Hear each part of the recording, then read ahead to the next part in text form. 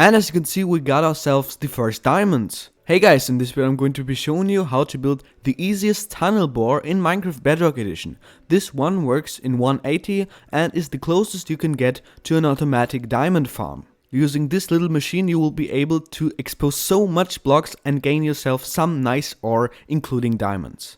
Also, you can build this at every height. This works with normal stone and deep slate. This means you can build this at every level. So, for example, at diamond level around -50 or at the level that you want to gain the ores that you want to. All the items you will need are in this chest. Now, for this one you will need TNT as well. I recommend to start with at least 1 stack of TNT. With this you will get 64 blocks in one direction and expose a high amount of blocks. But if you have a good gunpowder farm, of course you can use more. If you want to build this in survival mode, you will first have to dig yourself a room so that you have enough space to build this. This room has following dimensions. You will have to dig out 3 blocks to the top, so you have 1, 2, 3, 4, 5 blocks in the height.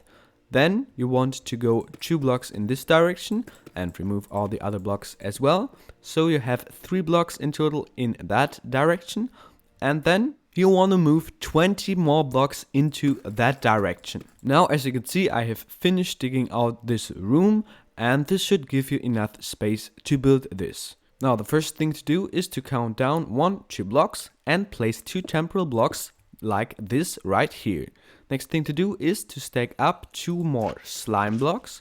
Then take yourself an observer, go to this side and place the observer facing this direction. Now you can destroy these 2 blocks and then you want to place a piston right here. You want to place a temporal block and place another piston in this spot. Then you can destroy this block again. Now you want to add 1 more slime block below the last piston you placed, something like this. And after doing that, you want to take yourself the sticky piston and place it facing into this direction. Then you want to place a temporal block right below the sticky piston. And you want to place an observer on top facing downwards. I'm sorry, don't place it below the piston. You will have to place it below the slime block, something like this. Again, make sure to let the arrow point upwards and then destroy the block. Should power 1 time and then you're on the right side. Oh, hello creeper. And of course, you can destroy these blocks again. Next thing to do is to take yourself 3 more temporal blocks and place them like this. And then you can destroy these ones again and place a sticky piston facing into this direction instead. Now place a slime block right on top of the sticky piston, and after doing this you want to take yourself your block of terracotta and you want to place it right on top of the slime block. Then take yourself a building block and place it behind the block of terracotta. Next thing to do is to destroy this temporal block and replace it with a slime block. Then place a glass right next to this terracotta and place a trap chest as well. By the way, why we use glazed terracotta is very simple. This glazed terracotta doesn't stick to a slime block and this is why we use that. Next, take yourself 1 block, place it right next to the glass and 1 more block right next to this sticky piston. Next, you want to take yourself 2 more slime blocks and place them at the side of these blocks. And after doing this, you want to take yourself the dispenser. It is important that you use a dispenser and place it facing upwards. Then you want to place a final piston pointing into this direction next to the slime block. You want to take yourself a temporal block and place a observer right on top. It should point downwards and the arrow should point upwards. Then you want to destroy the block again. This should fire this piston and the dispenser. And now you want to place a temporal block right here. You want to place another block and destroy this one. This one isn't temporal.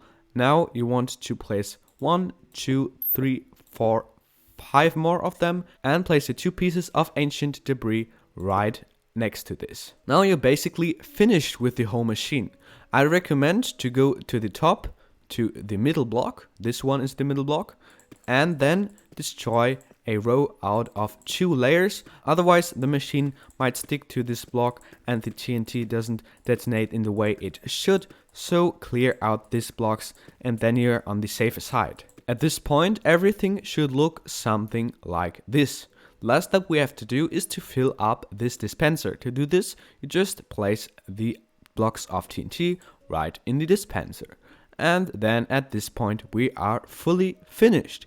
As mentioned, you can do this in the deep slate area and you can do this in the stone area. Now I built this around -45, but you can do this at every height where there is no bedrock and of course no lava sources as well. This might destroy the farm, so whenever you use this, make sure to block off every lava source.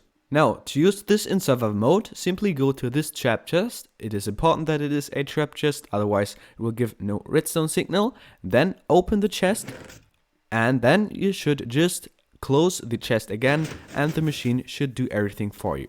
As you can see, the TNT got dispensed, and it blows up a high amount of blocks, but it doesn't blow up any of our blocks right here.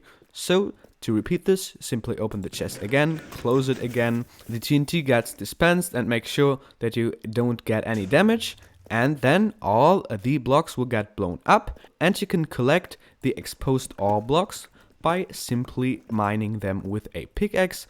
And when you're finished with this, you can simply repeat this and wait until you get the next vein. Whenever you use this farm, make sure that you have a gap between the observers and the floor. So now if you would see that there is a block, something like this, you will just have to destroy it and then you can use the farm again. Of course, same thing with lava. If you see that there is some lava spillage, please just block the lava off or destroy it, and then you're on the safe side. And by the way, I can see that we got ourselves our first diamond. Now, I tested this farm and I got a diamond vein about every 12th block, so every 12th block of TNT that I used and blew up. This means you can calculate with about 1 diamond every third TNT, because 1 diamond vein is usually about 4 to 5 diamonds. I think this is a pretty good rate because you will get some other ores as well. Just make sure that you don't blow something up, because then the diamond will disappear. Just a quick reminder at this point, this design that I showed is an approved one of Spoon Muppet's design. His link will be in the video description. He is a pro when it comes to flying machines, tunnel bores, and he has some other good videos about Minecraft Bedrock farms as well. Just check him out and leave a sub when you step by. This would help him very much.